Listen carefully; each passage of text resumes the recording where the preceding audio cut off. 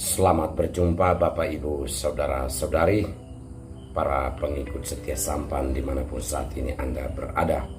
Kita berjumpa lagi dalam renungan harian. Mohon maaf beberapa hari tidak berlayar karena sedang memasuki pedalaman untuk peresmian pemekaran paroki dari paroki saya, paroki Riam Batang. Saudara-saudari terkasih, semoga kita semua senantiasa diberkati Tuhan. Bahu seorang misionaris. Saudara-saudariku terkasih,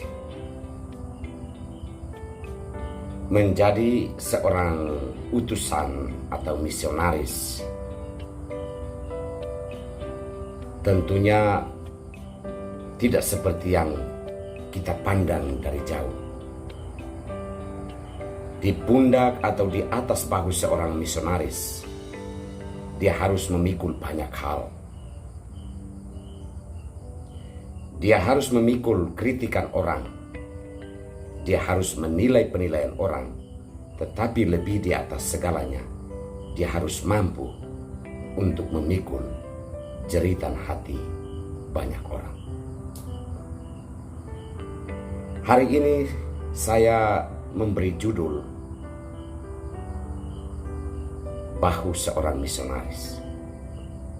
Dalam bacaan pertama dari kitab Bilangan, kita melihat bahwa Musa mendapatkan prasangka atau kecurigaan dari teman seperjalanan, yakni Harun dan istrinya. Mereka mulai menaruh kecurigaan terhadap Musa dan misinya. Tetapi Allah memanggil Harun dan menyadarkannya. Bahkan istri Harun sendiri terkena penyakit kusta oleh karena ia menaruh curiga terhadap Musa yang adalah utusan Allah. Musa harus membawa banyak orang Israel. Namun mereka oleh karena hambarnya roti, oleh karena tidak bisa makan makanan yang enak, maka muncullah rasa ketidakpercayaan atau kecurigaan terhadap Musa dan apa yang harus dijalankannya. Inilah bahu seorang misionaris, bahwa Anda mungkin tidak akan dipercaya. Anda mungkin akan dinilai buruk, bahwa Anda mungkin juga akan ditolak. Tetapi itu semestinya tidak menjadi fokus seorang misionaris. Fokus kita adalah tetap berjuang dengan kemampuan yang ada untuk memikul rasa sakit, untuk memikul banyak kesulitan dan penderitaan, bukan hanya dari diri kita sendiri, tetapi kesulitan dan penderitaan orang lain. Saudara-saudari terkasih, beban yang dipikul oleh seorang misionaris tentunya bukan bersifat hal-hal yang besar. Bisa juga muncul hal-hal sepele,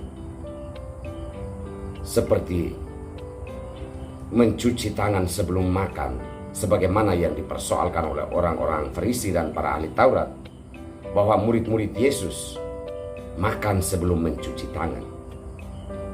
Hal-hal seperti itu pun harus dipikul. Baju tidak disetrika, kuku jari kotor bisa menjadi sorotan. Tetapi esensi dari itu orang melupakannya. bahwa banyak hal baik, banyak nilai-nilai Injil yang harus diterima dari seorang misionaris, itu tidak dilihatnya karena fokusnya pada cuci tangan sebelum makan. Yesus mengingatkan bahwa pohon yang tidak ditanamkan oleh Tuhan akan dicabut sampai ke akar-akarnya.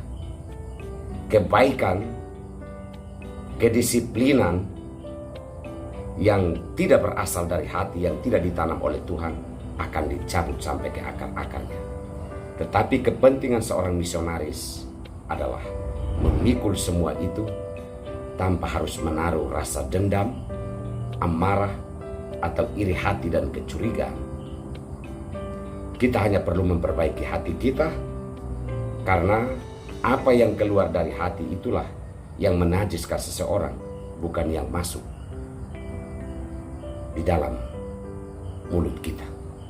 Saudara-saudari terkasih, kita berdoa agar kita sebagai murid-murid Kristus mampu memikul segala macam hal, terutama memikul kesulitan dan penderitaan banyak orang dengan kekuatan hati nurani, bukan dengan kekuatan tampilan atau kekuatan pamor yang kita miliki di dalam hidup. Kita mohon rahmat dan kekuatan dari Allah. Terima kasih Tuhan untuk segala rahmat dan berkat-Mu yang kami terima pada hari ini. Semoga sabda-Mu menerangi hati dan budi kami, agar kami mampu membawa nilai-nilai Injil di tengah-tengah dunia ini. Semoga Engkau memberkati semua orang yang membutuhkan bantuan dan pertolongan-Mu, terutama mereka yang sakit, demi nama Bapa dan Putra dan Roh Kudus. Amin.